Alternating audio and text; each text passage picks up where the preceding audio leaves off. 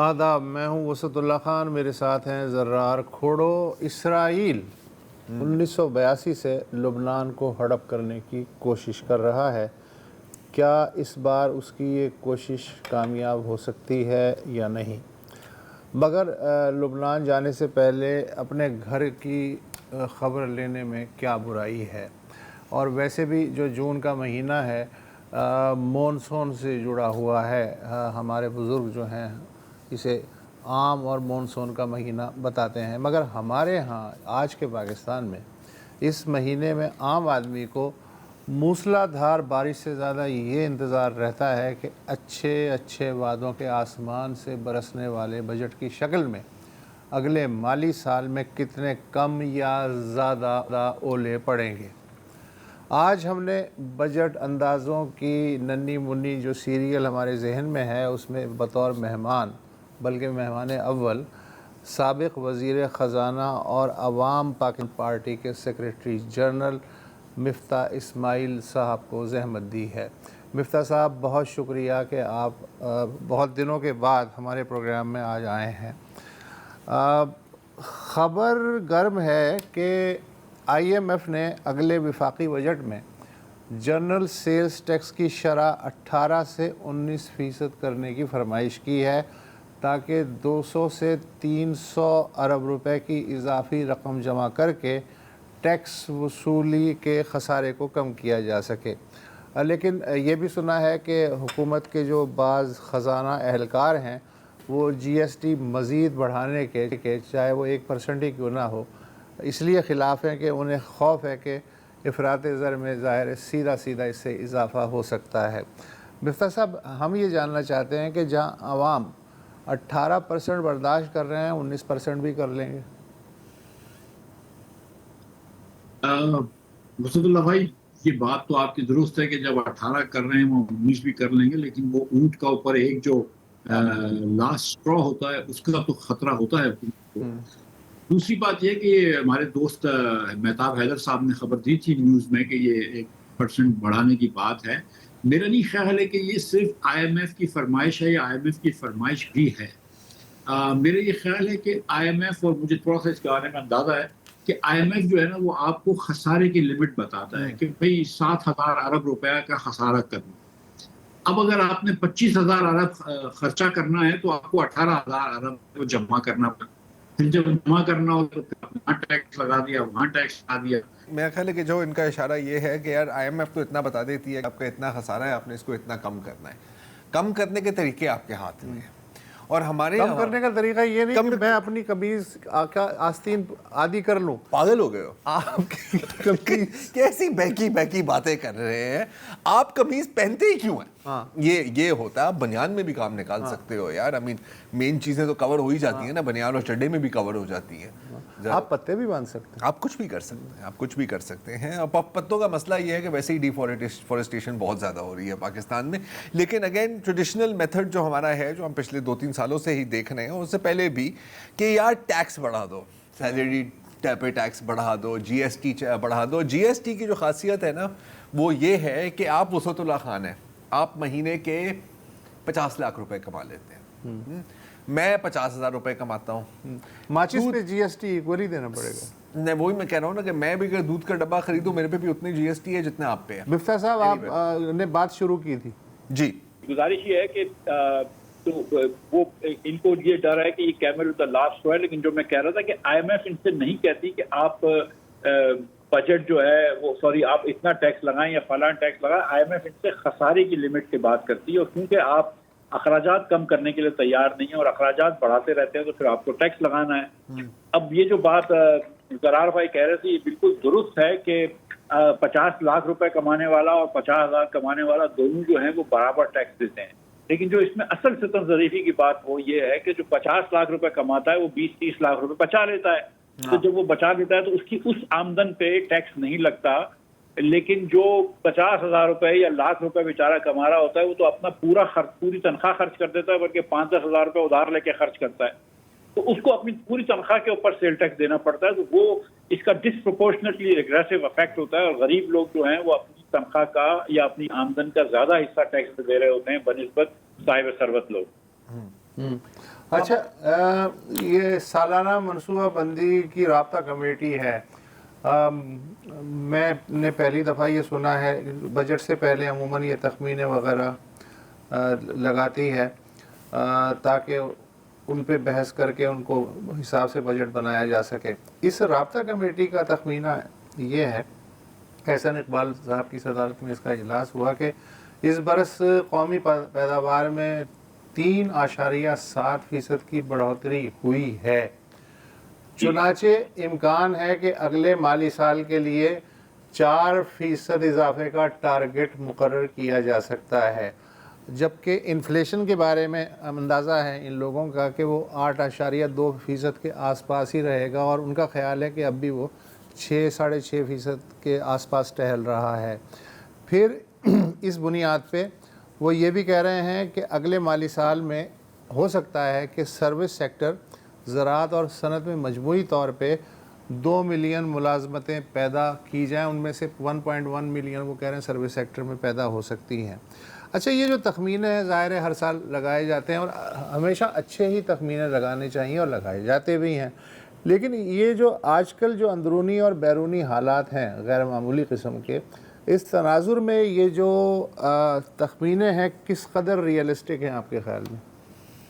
دیکھیے 2 سال پہلے جب یہ اڑان پاکستان کی بات کی تھی تو احسن بھائی نے یہ کہا تھا کہ ہم 28 تک غالباً یا 2028 تک انہوں نے کہا تھا کہ ہم ایکسپورٹ $60 بلین کا لے جائیں گے، جس کے مطابق ہر سال 18% جو تھا وہ آپ کا ایکسپورٹ بڑھنا تھا یا برآمدات بڑھنی تھی۔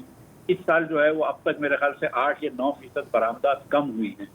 تو یہ تخمینوں کا تو یہ آپ سمجھ لیجئے کہ آپ ایک طرف ٹارگٹ ضرور کرتے ہیں، لیکن یہ ٹارگٹ جو ہوتی ہے خواہش یا امید ہو جاتی ہے، کیونکہ اس کے ساتھ کوئی ایسی پالیسی نہیں ہوتی جو ٹارگٹ کی طرف آپ کو لے کر جائے۔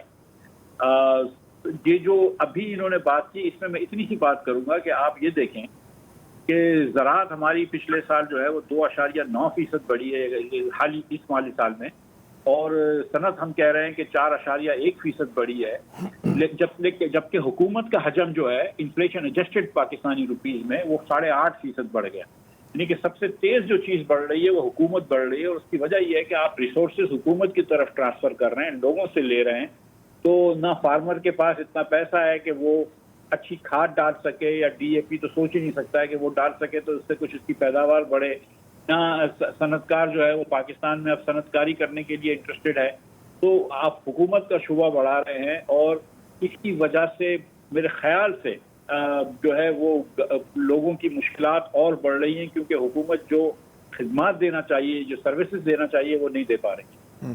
اچھا مفتاح بھائی، یہ ایک سوال میں یہ ہے کہ اس وقت جو وزیر خزانہ ہے اورنگزیب صاحب، وہ کتنی مشکل حالت میں ہوں گے، ان پر کتنا پریشر ہوگا؟ کیونکہ یہ تو آپ ہمارے سے بہت بہتر جانتے ہیں کہ ہر حکومت میں کافی گروپس ہوتے ہیں، اور اس حکومت میں آپ دیکھیں تو ایک مطلب اسحاق ڈار صاحب کی ایک اپنی اکنامک پالیسی، ایک اکنامک سوچ ہے، صحیح ہے غلط ہے وہ ایک الگ بات ہے، اسٹیبلشمنٹ اور وفاق کے بیچ میں بھی، اور پھر صوبوں کے بیچ میں ہر ایک کا فرمائشی پروگرام بھی ہے، چل رہا ہوتا ہے، فرمائشی پروگرام ہر بندے کا ہے، لیکن جو پائے ہے وہ ہی چھوٹا ہوتا جا رہا ہے۔ کافی باتیں کی جا رہی ہیں کہ اورنگزیب صاحب کے اوپر مطلب کوئی ہٹانے کی بات ہو رہی ہے، ان کو مطلب ڈسپلن کرنے کی بات ہو رہی ہے۔ آپ کے اندازے میں ہیونگ سنگس آپ بھی اس پوسٹ پر رہے ہیں، کتنی ڈائریکشن سے کتنا پریشر جھیلنا ہوتا ہے، اور کیا آپ کا خیال ہے وہ یہ پریشر برداشت کر لیں گے؟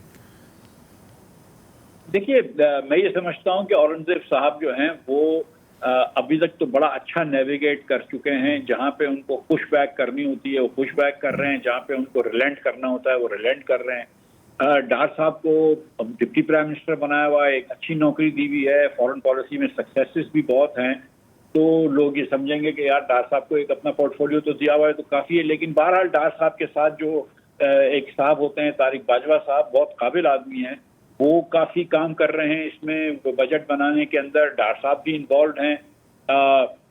لیکن سچی بات ہے کہ دیکھیں جو اورنگزیب کے اوپر پرسنل اٹیکس بھی ہوئے ہیں، لیکن جو اصل مسئلہ ہے وہ it's not Aurangzeb, it's Shehbaz Sharif. Unless and until you do fundamental reforms, which is not Aurangzeb's forte, which is not Aurangzeb's domain, جب تک کہ آپ بنیادی اصلاحات نہیں کرتے، اخراجات حکومت کے کم نہیں کرتے، آپ اچھا نہیں کر سکیں گے. یہ جو پاکستان کے جو پچھلے 4 سال گزرے ہیں شہباز شریف صاحب کی وزارت عظمیٰ میں، یہ پاکستان کے بدترین 4 سال گزرے ہیں معاشی لحاظ سے. اور میں اس میں شہباز شریف صاحب کو اکیلا اس بات کا مورد الزام نہیں ٹھہرا رہا ہوں کہ ان کو آتا نہیں ہے کام. چکر یہ کہ جیسے جیسے وقت نکلے گا اگر ہم اپنی راہ نہیں موڑیں گے تو بدترین سے بدترین ہو جائے گا. تو اگلے 4 سال اس سے بھی برے نکلیں گے. نہیں مفتاح صاحب، یہ مطلب حکومت میں پاور کوریڈورز میں پوری ریاست میں کوئی لابی ہے بھی صحیح جو کہتی ہے کہ یار ہمیں فنڈامنٹل ریفارمز کی بات سن کے ہمیں کان پک گئے ہیں اب تو یہ نہیں ہوں گی یہ نہیں، لیکن کوئی ہے جو اس چیز کو پش بھی کرتا ہے؟ کیونکہ اکثر ہم دیکھتے ہیں کہ مطلب اب احسن اقبال کو آپ لے لیں، آج کا ان کا جو بیان ہے، یا ماضی میں بھی کئی اور حکومتی وزراء نے بھی یہ بیان کیا ہے کہ یار we need to completely change course, ہم نے یہ کرنا ہے، ہم ادھار پہ کام نہیں چلا سکتے. ٹو بی ویری پریسائز میں بتا دیتا ہوں احسن اقبال نے کیا کہا ہے تاکہ پھر اس حساب سے آپ بات کریں. ابھی آپ لوگ کہہ رہے تھے کہ ڈار صاحب اور اورنگزیب میں کچھ ہو سکتا ہے. یہ بھی احسن اقبال بھی مجھے تھوڑے سے ناخوش اس لیے نظر آ رہے ہیں کہ ہمیں معلوم ہے کہ گزشتہ چند ماہ میں پاکستان نے پانڈا اور یورو بانڈز جو ہیں وہ فروخت کر کے لگ بھگ $1 بلین جمع کیے ہیں. اس میں یورو بانڈز کا جو کنٹریبیوشن ہے وہ 75% ہے اور وزارت خزانہ ظاہر ہے اسے ایک زبردست کامیابی بتا رہی ہے. لیکن جو احسن اقبال صاحب ہیں وفاقی وزیر اقتصادی منصوبہ بندی، انہوں نے کہا ہے کہ یورو بانڈز کی فروخت جو ہے یہ خوشی کی نہیں شرم کی بات ہے. دوست ممالک سے قرضوں کا رول اوور اور بانڈز کے ذریعے رقم جمع کرنا ترقی کرنے کا بہرحال باعزت راستہ نہیں ہے. تو یہ ناخوشی جو ہے بڑی اوپن قسم کی ہے. لیکن یہ کیا صرف بیانات تک ہی محدود رہتی ہے مفتاح بھائی؟ سوال اب سے یہی تھا، یا انٹرنلی بھی کوئی لوگ ہیں جو پش کرتے ہیں کہ سر ہمیں مطلب ایک ٹاپ ٹو باٹم ریویو کرنا ہے؟ نہیں دیکھیں، پاکستان میں سب لوگ یہ سمجھتے ہیں، تمام سیاسی لیڈران یہ سمجھتے ہیں، سب لوگ پالیسی میکر سمجھتے ہیں کہ کچھ اصلاحات کی ضرورت ہے کہ ہم ملک جو ہے وہ پیچھے جا رہا ہے. پہلے تو ہم دوسرے ممالک سے ریلیٹیولی پیچھے رہ جاتے تھے، اب ہم ایبسولوٹلی پیچھے جا رہے ہیں کہ ہم ایکچولی 2018 کے مقابلے میں بھی غریب ہو گئے ہیں، 2014 کے مقابلے میں غریب ہو گئے. مسئلہ یہ ہوتا ہے کہ لوگ یہ کہتے ہیں کہ بالکل ریفارم کرو لیکن میرا ایریا چھوڑ دو. تو ہم کو بڑی بھاشن دی جاتی ہے محب وطنی کی، لیکن اگر آپ NFC ایوارڈ کی بات کریں تو سندھ بھی $1 نہیں چھوڑنا چاہتا ہے، پنجاب بھی $1 نہیں چھوڑنا چاہتا ہے، اور باقی دونوں صوبے بھی $1 نہیں چھوڑنا چاہتے. اس بات کو جانتے ہوئے کہ وفاق جو ہے وہ ایک دم بینکرپسی کی نیچ پہ، لیکن کوئی 1 4 آنے نہیں چھوڑتا ہے. اسی طرح احسن اقبال صاحب جو ہیں وہ چاہیں گے کہ ہر سال PSDP بڑھ جائے. بھائی پیسے نہیں ہیں لیکن PSDP بڑھ جائے. آپ کے بزنس مین چاہیں گے کہ ریفارم ہوتا رہے گا لیکن پہلے ہم کو ٹیکس بریک دے دو. آپ کی حکومت کے MNA چاہتے رہیں گے کہ یار ریفارم بالکل آپ ضرور کریں لیکن جو MNA MPs کے جو پیسے ہیں 25-25 کروڑ روپے سالانہ آپ دے رہے ہیں وہ دے دیجئے. تو تمام لوگ ہم یہ چاہتے ہیں کہ ریفارم جو ہے وہ زرار خوروں سے شروع ہو. زرار خوروں صاحب چاہتے ہیں کہ وسط اللہ خان سے شروع ہو اور خان صاحب چاہتے ہیں کہ مفتاح اسماعیل سے شروع ہو. کوئی بھی ریفارم اپنی طرف نہیں کرنا چاہتا. اور یہ والی حکومت جو ہے کیونکہ اس کے پاس کوئی مورل لیجیٹمیسی بھی نہیں ہے تو یہ تو اتنی ڈرپوک حکومت ہے کہ اس نے تو 1 پیسے کا ریفارم نہیں کیا. میرا مقدمہ جو ہے وہ یہی ہے اس حکومت کا کہ جب آپ کو پتا ہے کہ پاکستان اس جگہ پہ آ گیا ہے، جب آپ کو پتا ہے کہ پاکستان جو ہے وہ انوائبلٹی کی طرف پھر جا رہا ہے، سسٹینیبلٹی اور انوائبلٹی کے درمیان ہی رہتا ہے، تو آپ کیوں ریفارم نہیں کر رہے؟ تو وہ اس کا جواب ان کے پاس نہیں ہے. اچھا میرے خیال ہے وقفہ لے لیں، وقفے کے بعد واپس آتے ہیں. اتنے ٹیکنیکل ڈیفیکلٹیز تھوڑا سا ہینڈل کریں. مفتاح بھائی میں آپ سے یہ پوچھنے والا تھا کہ کیونکہ FBR نے ایک بار پھر اپنا کلیکشن ٹارگٹ مس کر دیا ہے، گورنمنٹ کو ریونیو چاہیے، تو کیا ہم تیار ہو جائیں، عوام تیار ہو جائے کہ آنے والے بجٹ میں بھی مزید ٹیکس میں اضافہ ہوگا، چاہے وہ سیلری کلاس میں ہو، چاہے وہ GST ہو، کیونکہ بظاہر اور تو کوئی رستہ ہے ہی نہیں حکومت کا پیسے بنانے کا سوائے کہ اب عوام کو مزید نچوڑا جائے. جی دیکھیے، حکومت آلریڈی IMF سے یہ کہہ چکی ہے کہ ہم 830 ارب روپے کے نئے ٹیکس یا ٹیکس میجرز لیں گے، جس میں سے 400 ارب روپے صوبے اور 430 ارب روپے وفاق لے گا. تو نئے ٹیکس تو ناگزیر ہیں. اب سوال یہ ہے کہ نئے ٹیکس کدھر لگتے ہیں. تو ہم نے جو سنا ہے اس میں یہ بات آئی ہے کہ جو الیکٹرک گاڑیاں ہیں اس کے اوپر کچھ ٹیکس ریٹ بڑھا دیے جائیں گے. سولر پینلز کے اوپر جو GST ہے 10%، اس کو 18% کر دیا جائے گا. چھوٹے موٹے ادھر ادھر ٹیکس لگا دیں گے. جو ود ہولڈنگ ٹیکس کٹتے ہیں امپورٹرس کے وہ تھوڑے سے بڑھ جائیں گے. ہول سیلرس کے اوپر کچھ اور ٹیکس لگ جائے گا. لیکن جو بڑا اس کے اندر جو نمبر ہے وہ جی ایس ٹی کا ہے, جو میرے خیال سے نہیں ہوگا. اللہ نہ کرے کہ جی ایس ٹی بڑھایا جائے. اور جہاں تک سپر ٹیکس کا تعلق ہے, جو کہ ایک نوکری پیشہ لوگوں کی بہت صحیح ڈیمانڈ بھی ہے, جائز ڈیمانڈ بھی ہے, کہ جو سپر ٹیکس لگایا ہے ان کے اوپر 10%, اور جو پچھلے سال 9% کیا تھا, اس میں کچھ کمی لائے تو اللہ کرے اس میں کچھ کمی آئے گی. لیکن اس بات پہ آپ بالکل یہ اطمینان رکھیے کہ آپ کا کچھ نہ کچھ کہیں نہ کہیں ٹیکس بڑھ جائے گا, کوئی چیز مہنگی ہو جائے گی. آپ دیکھیں ہم نے پیٹرول کی مد میں بھی اگلے سال جو ہے کچھ 1750 ارب روپے جو ہے وہ وعدہ کر دیا ہے آئی ایم ایف کو کہ ہم لیوی جمع کریں گے. اس کا مطلب ہے کہ آج جو پیٹرول کے اوپر 125 روپے آپ لیوی دے رہے ہیں تو وہ ایوریج پہ 140-45 روپے ہو جائے گی. اسی طرح ڈیزل پہ بھی لیوی بڑھ جائے گی. تو کہیں نہ کہیں آپ کو چوٹ ضرور پڑے گی حکومت کی وجہ طرف سے. اچھا, چوٹ کی بات کی مفتاح صاحب, تو ایک تو دنیا کی معیشت کو بھی تو چوٹ ایک لگی ہوئی ہے نا, اور یہ جو ایران پر جو جنگ مسلط کی گئی ہے جو ان قریب تو ایسے نہیں لگ رہا کہ ختم ہونے والی ہے. ابھی آج کی جو اطلاع ہے وہ یہ ہے کہ ایران کی جانب سے ایک آپ کہہ سکتے ہیں کہ ایک الٹیمیٹم آئی ہے کہ جب تک لبنان پر یہ حملے نہیں رکیں گے تو آپ سمجھیں کہ ہم اور کوئی وایا پاکستان یا وایا اینی بڑی مذاکرات ہم روک رہے ہیں.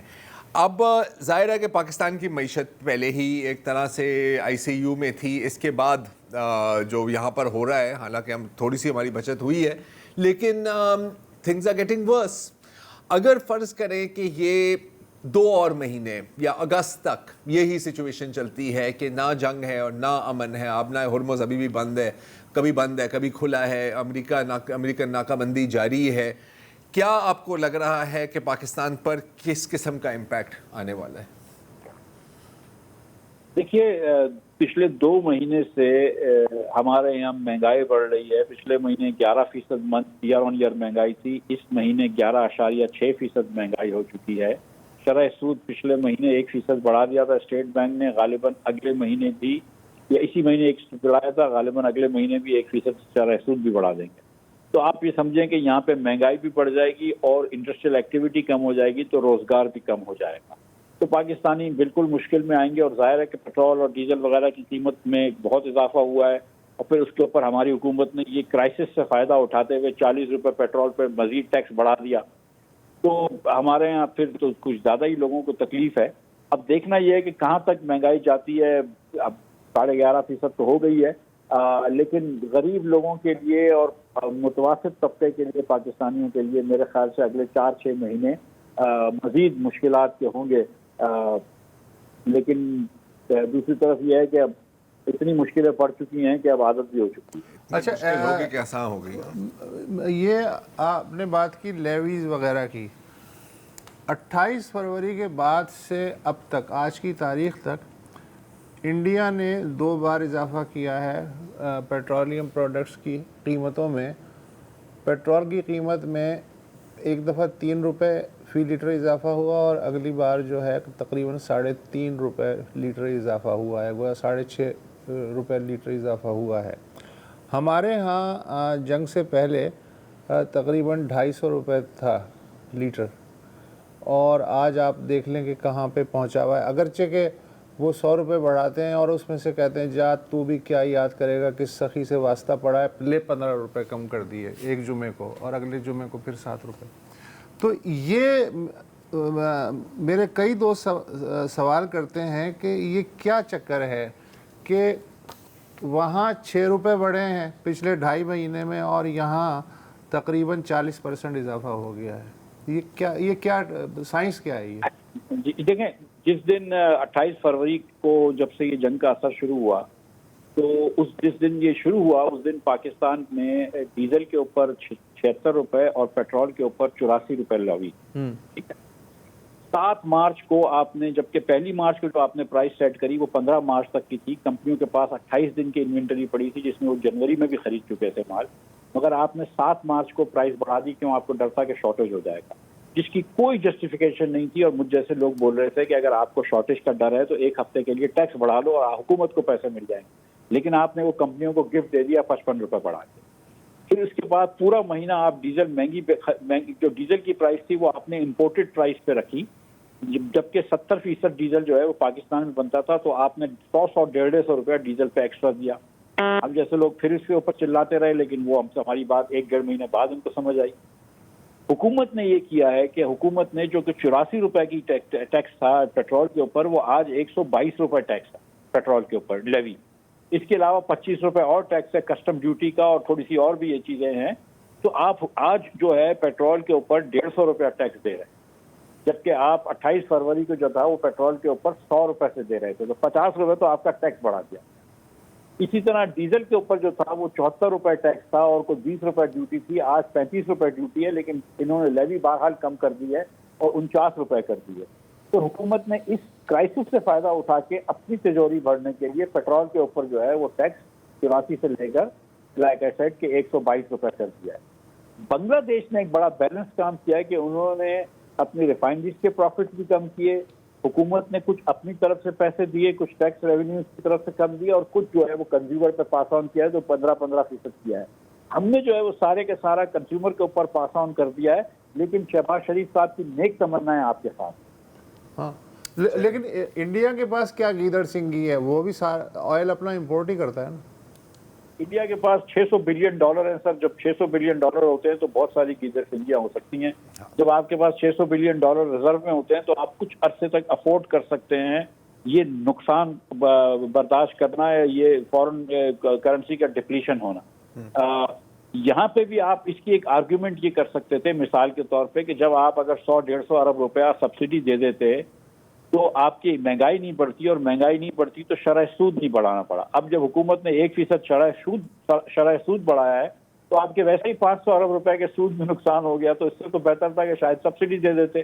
تو ہندوستان نے کچھ اور حساب کیا ہوگا. مجھے ہندوستان کی معیشت کے بارے میں زیادہ نہیں پتا ہے، لیکن اتنا پتا ہے کہ 600 ارب ڈالر ہوتے ہیں تو آپ کچھ عرصے تک فیصلے اپنی مرضی کے کر سکتے ہیں، اور جب آپ پوری دنیا کے مقروض ہوتے ہیں تو آپ کو فیصلوں کی جو گنجائش ہے وہ بہت کم ہو جائے. باٹم لائن یہ ہے سر، باٹم لائن یہ ہے. مفتاح صاحب بہت بہت شکریہ. اور اس طرح کی ڈپریسنگ گفتگو اگلے 2-3 دن تک چلتی رہے گی، اور پھر اس کے بعد بجٹ آ جائے گا. اس میں سے کوئی نہ کوئی خوشی کا پہلو ہم نکالنے کی کوشش ضرور کریں گے. کوشش کریں گے لیکن نہیں ہوتا. چلے کوشش کریں گے. ٹھیک ہے، ابھی تو وقفہ لے لو. اوکے. Welcome back. ایرانی پاسداران نے کویت میں ایک فضائی اڈے پہ کم از کم 2 میزائل داغے ہیں آج ارلی وقت میں. امریکی سینٹرل کمانڈ کہتی ہے کہ ایرانی حملے کو کامیابی سے پسپا کیا گیا ہے، انٹرسیپٹ کر دیا گیا ہے. ایرانی حکام کا کہنا ہے کہ اس کویتی اڈے سے ایرانی جزیرے سرک کو نشانہ بنایا جا رہا تھا.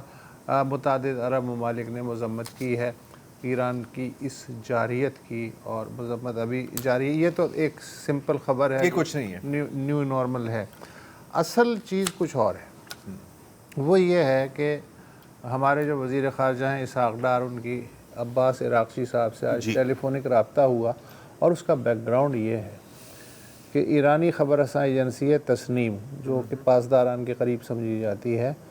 تو تسنیم کے مطابق امریکہ کے ساتھ لا حاصل بات چیت کا سلسلہ معطل کر دیا گیا ہے، کیونکہ ایران کو مسلسل شکایت ہے کہ امریکہ کسی ایک نقطے پہ رضامند ہونے کے اگلے روز ایک نئی تشریح یا مطالبہ سامنے لے آتا ہے، یعنی جو بات صحیح ہے، گول پوسٹ کندھے پہ رکھ کے وہ گھوم رہا ہے، بھاگ رہا ہے. اچھا ان حالات میں کسی بھی امن فارمولے پہ متفق ہونا بہت مشکل ہے. بات چیت کے نام پہ، یہ ایرانی کہہ رہے ہیں کہ بات چیت کے نام پہ دوسری جانب سے صرف ڈرامہ چل رہا ہے.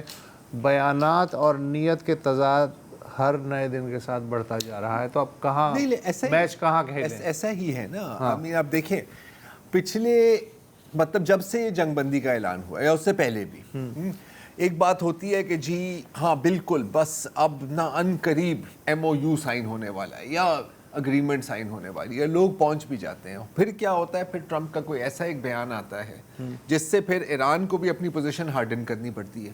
ابھی ایک پہلو یہ ہے، یہ کیلکولیٹڈ ہے یا کس کی طرف سے، کس کی طرف سے، ٹرمپ کی طرف سے.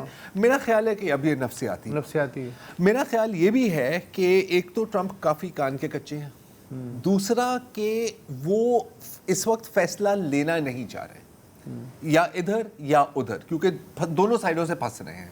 दूसरी बात है कि अक्सर ये तो बात होती है ना, और वेस्टर्न मीडिया में आप अक्सर देख रहे होते हो कि यार पासदारान का एक मौक़िफ़ है, जो दूसरे हैं पेज़ेश्कियन साहब उनका एक अलग मौक़िफ़ है, उनके बीच में ना एक बड़ी टसल चल रही होती है, कुछ हद तक ये नॉर्मल है, ये हर रियासत में होता है।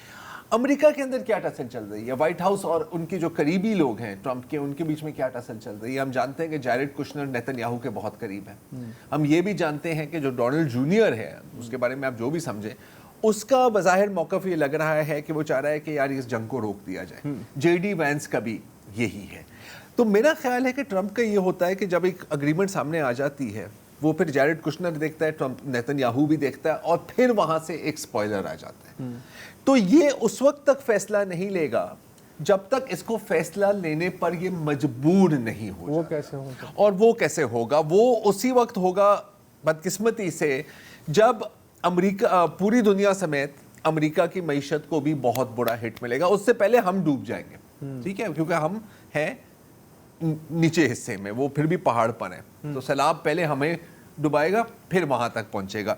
और अच्छा, अमेरिकन में असल हिट कहाँ आएगी? जब इनका जो स्ट्रेटेजिक ऑयल रिजर्व है वो ख़त्म होने जाएगा। और वो कितना दूर है? इंटरनेशनल एनर्जी एजेंसी का एक ग्राफ है, अगर इसको फुल स्क्रीन पर इतना नज़र नहीं आ रहा, ये आप जो आखिरी वाला हिस्सा देख रहे हो ना, जिसके ऊपर ये लाल दायरा है, दायरा बना हुआ है, ये है 2000, ये है जनवरी 2026 से आगे जाते हुए। तो इसमें आप देख रहे हैं कि एकदम ये नीचे की तरफ जा रहा है। बाकी आप देखें ना, पूरा स्टेबल रहा है। हाँ। ये है जब जंग शुरू होती है और जब अपना हुर्मुज़ बंद होता है तो यहाँ से नीचे जाने लगा। इस कैलकुलेशन को अगर आप थोड़ा सा आगे ले जाएं, इसका मतलब है कि अगस्त, सितंबर या ज़्यादा से ज़्यादा अक्टूबर तक तेल ख़त्म है दुनिया से। अमेरिका की बात करो। अब देखो, दुनिया का तेल खत्म हो जाए उससे अमेरिका दुनिया का तेल तो अभी जो मेरे ख्याल जुलाई अगस्त में भी खत्म हो जाए, जुलाई अगस्त में ही खत्म हो रहा है। अच्छा, इसके साथ साथ एक्सॉन को आप मतलब कौन नहीं जानता, बहुत बड़ी जो जायंट ऑयल कंपनी है, उनके जो नायब सदर हैं, उनका कहना है कि भाई 3 हफ्ते के बाद एक ऐसी ऑयल प्राइस में इजाफा आने वाला है कि इकोनॉमिक कोलैप्स हो जाएगा। जब तक ये नहीं होता तो मेरा नहीं ख्याल कि ट्रंप हाँ या ना में कोई भी फैसला लेगा। अच्छा, ये एक फैक्टर है। अब दूसरा फैक्टर क्या है? दूसरा फैक्टर है जिसके बारे में आप कुछ नहीं कर सकते, और उसका नाम है नेतन्याहू और इजराइल। बल्कि नेतन्याहू क्या, आपको याद है कि जब ये जंग बंदी हुई थी, देखो पाकिस्तान ने कामयाबी से इन दोनों को बिठा के कहा था कि यार कम से कम थोड़ी देर के लिए रुक जाओ। तो उस वक्त जो उसकी जो 14 पॉइंट्स थे या जितने भी थे, उसमें एक चीज़ जाहिर हुई थी कि अमन की चाबी लेबनान में है। और हमने ये बात भी की थी, आपको याद होगा काफ़ी तफसीली। अमन की चाबी लेबनान में है, लेबनान की चाबी नेतन्याहू के पास है, और नेतन्याहू अमन चाहता ही नहीं है। इसीलिए आपने देखा है कि इस नाम नेहाद जंग बंदी के दौरान वो मज़ीद आगे बढ़ते गए हैं, मज़ीद आगे बढ़ते गए हैं। मैं इस पे ना बाद में आना चाह रहा हूँ, लेबनान पे। अभी आपने एक थ्योरी पेश की, मैं चाहता हूँ थोड़ी सी और वजाहत करें आप उसकी।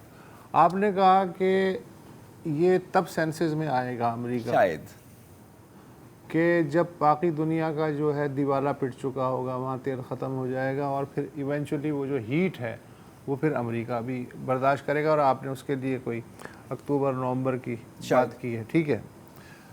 मेरा ख्याल ये है, नाक़िस ख्याल, कि ट्रंप इस कैलकुलेशन पे खेल रहा है कि इस वक्त जितनी ऑयल कंजम्पशन है यूएस की, उसका सिर्फ 20% बाहर से वो मंगवाता है। बाहर से मुराद ये है गल्फ़ से, बाकी 80% में वो अल्हम्दुलिल्लाह खुद कफ़ील है। और अब तो उसके कब्ज़े में दुनिया का जो सबसे बड़ा तेल का ज़ख़ीरा है, सऊदी अरब से भी बड़ा, वेनेज़ुएला का, वो भी आ गया है। और जितनी भी रिफाइनरीज़ हैं साउथ की, अमेरिका की, वो जो हैवी ऑयल है वेनेज़ुएला का, उस पर ट्यून्ड है हमेशा से। तो अगर सारी दुनिया में कहत भी पड़ जाए, तेल का पिट्टस भी पड़ जाए, तो भी क्या फ़र्क पड़ता है, वो नाकाबंदी जारी रखेगा, वो खतरा तो यही कंटिन्यूटी रखेगा। अमेरिका की सेहत पे क्या असर पड़ रहा है? देखो, यही तो डर है ना। मैं तो सिर्फ एक हाइपोथेटिकल दे रहा हूँ कि ये एक पॉइंट हो सकता है जिसमें वो कहे कि यार अब बस डील कर लेते हैं।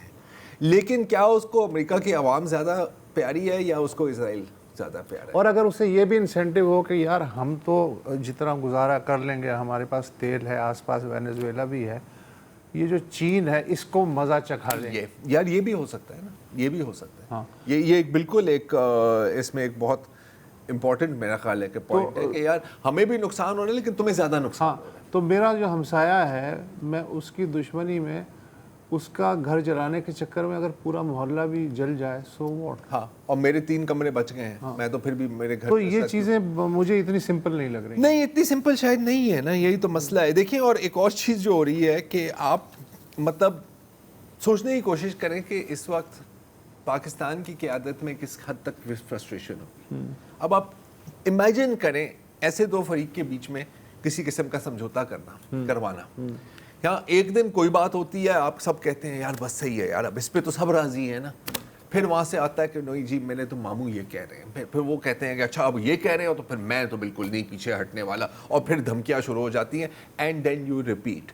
تو میرا خیال ہے کہ یہاں بھی یہ سوچ پائی جا رہی ہے اب کہ جب تک بہت کوئی بڑی تباہی نہیں آئی تو کسی میں کوئی ارجنسی نہیں ہوگی. وہ کہیں گے کہ صحیح ہے چل رہا ہے ایسے تو چلنے دو پھر.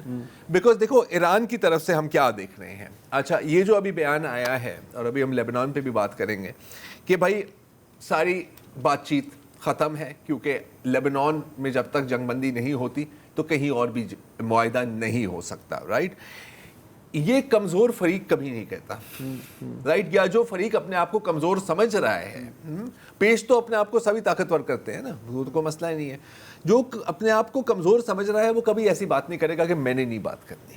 وہ کہیں نہ کہیں آپ کے ساتھ کمیونیکیشن جاری رکھے گا, جس کا مطلب ہے کہ ٹہران میں کوئی ڈیسپریشن نہیں ہے, کیونکہ اگین ان کے لیے وہ تو اپنے گھر میں بیٹھا ہوا ہے, گھر میں بیٹھے ہوئے ہیں اور ان کے لیے بقا کی جنگ ہے نا. ہم ڈے 1 سے یہ بات کر رہے ہیں نا آپ, مطلب اور اب تو سب اسی لائن پر آ گئے ہیں کہ یار یہ امریکہ کے لیے شکست ہے, اس لیے نہیں کہ امریکہ کے اوپر کوئی بمباری ہو رہی ہے یا امریکہ تباہ و برباد ہو گیا, نیو یارک میں آگ لگ گیا ہے. امریکہ اپنی مرضی نہیں چلا پا رہا, اپنی مرضی نہیں چلا پا رہا. اور دیکھو جنگ میں جیت اور ہار کا تعین کیسے کیا جاتا ہے یار, کیا آپ اپنے مقاصد حاصل کر سکے ہیں یا نہیں, اور کیا آپ نے اپنے دشمن کو اپنے مقاصد حاصل کرنے سے روکا ہے یا نہیں. تو دونوں پوائنٹس پر it is a no and a no for America. اور یہاں میں ابھی چونکہ بریک بھی لینا ہے, میں ایک شریف ملک کا ذکر کرنا چاہتا ہوں, عمان.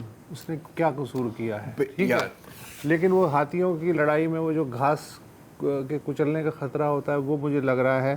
مثلا ایرانی ظاہر ہے کہ اپنے حساب سے وہ چل رہے ہیں, شطرنج ہو رہی ہے نا, تو وہ ہر دوسرے دن کہہ دیتے ہیں کہ آبنائے ہرمز پہ یا تو ہمارا حق ہے یا عمان کا ہے, اس لیے کہ ہمارے سمندری علاقے میں پڑتی ہے.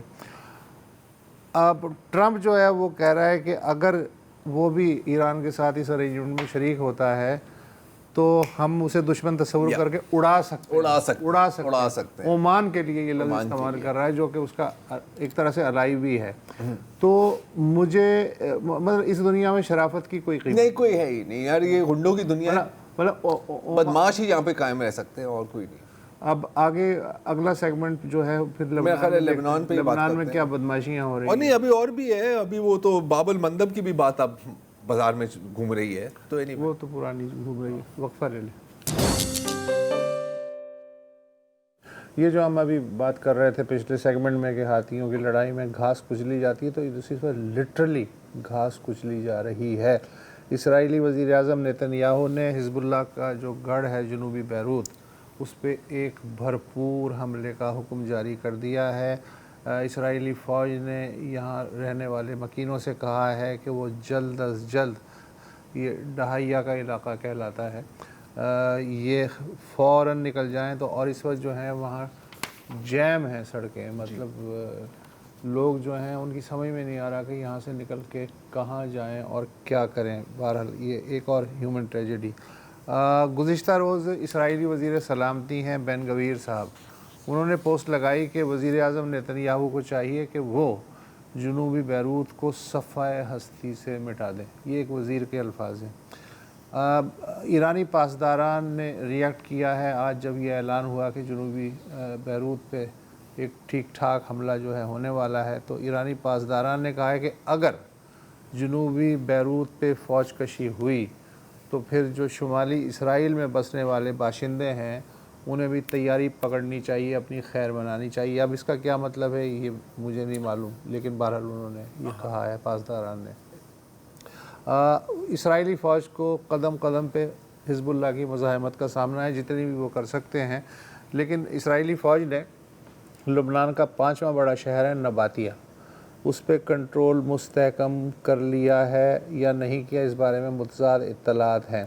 لیکن اسرائیل نے نباتیہ کے نواح میں واقع صلیبی دور کا ایک ہے قلعہ یا کاسل بیوفورٹ، اس پہ قبضہ کر لیا ہے، مگر حزب اللہ والے کہہ رہے ہیں کہ قلعے کے ارد گرد شدید جھڑپیں اب بھی جاری ہیں۔ یہ جو بیوفورٹ ہے کاسل، یونیسکو کی جو عالمی ہیریٹیج لسٹ ہے اس میں بھی شامل ہے۔ اچھا، اور یہ پہلی بار نہیں ہوا ہے کہ اسرائیل 1982 سے سن 2000 تک بھی اس قلعے پہ قابض رہ چکا ہے۔ بیوفورٹ کی خوبی جو ہے ملٹری پوائنٹ آف ویو سے وہ یہ ہے کہ یہاں سے لگ بھگ اگر آپ وہاں کھڑے ہو جائیں تو پورا جو ساؤتھ لبنان ہے، ایون گولان تک، اور شمالی اسرائیل کا ایک بہت بڑا حصہ اور وادی بقا جو ہے لبنان کی، اس کے بہت سے حصوں پہ نظر رکھی جا سکتی ہے۔ اس اعتبار سے بیوفورٹ اگر اسرائیل کے قبضے میں چلا گیا ہے تو یہ حزب اللہ کے لیے ایک اچھا خاصا اسٹریٹجک دھچکا ثابت ہو سکتا ہے۔ اسرائیلی فوج اس وقت دریائے لٹانی پار کر کے لبنان میں 30 کلومیٹر سے بھی اوپر پیش قدمی کر چکی ہے، اور ابھی تک نہیں معلوم کہ وہ کہاں تک جانا چاہتے ہیں۔ اور اسرائیلی فوج جو ہے، یہ تو اقوام متحدہ کے جو ریپورٹیر ہیں وہ بھی کہہ رہے ہیں کہ یہ جو اسرائیلی فوج ہے جنوبی لبنان کے دیہاتوں کو اسی طرح ختم کر رہی ہے جیسے غزہ میں کیا گیا تھا، یعنی بالکل صفحہ ہستی سے مٹا دینا۔ اچھا، مضحکہ خیز بات یہ ہے زرار صاحب کہ کاغذ پہ جنگ بندی ہے لبنان میں، ٹھیک ہے، مسلسل بمباری اور پیش قدمی بھی جاری ہے جنگ بندی کے دوران، اور واشنگٹن میں لبنان اور اسرائیل کے درمیان امریکی سرپرستی میں، مارکو روبیو صاحب کی سرپرستی میں امن بات چیت کا تھیٹر بھی چل رہا ہے۔ جی تو اچھا، نیتن یاہو کا جو ہے کچھ جو تبصرہ نگار ہیں وہ یہ کہتے ہیں کہ نیتن یاہو کا پورا ارادہ ہے کہ جنوبی لبنان دوبارہ انسانوں سے آباد نہ ہونے پائے، کیونکہ جو شمالی اسرائیل کی یہودی آبادی ہے وہ جنوبی لبنان کی بربادی کے ساتھ اٹیچ ہے۔ اسرائیل بظاہر ایک بفر زون بنانا چاہتا ہے، 1982 میں بھی اس نے یہی کہا تھا کہ ہم بفر زون بنانا چاہتے ہیں، مگر یہ بفر زون کتنا بڑا ہوگا اور اس پہ کس کا کنٹرول ہوگا، یہ فیصلہ بھی ظاہر ہے اسرائیل ہی کرے گا۔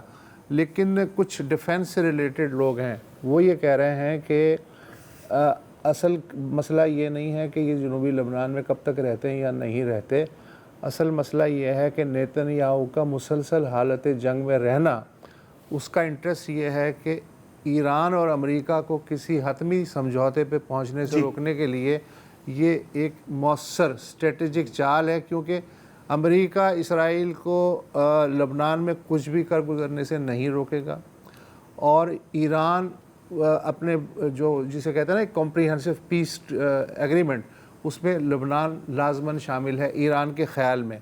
تو نیتن یاہو باز نہیں آئے گا، ایران ایگری نہیں ہوگا، اور یوں سمجھوتا نہیں ہوگا، اور چیزیں ایسے ہی چلتی ہیں۔ نیتن یاہو کے لیے one one situation, Nitin Yahoo کے لیے ون ون ون سچویشن ہے، کوئی بھی کچھ بھی ہو جائے تو اس کا فائدہ ہی ہے۔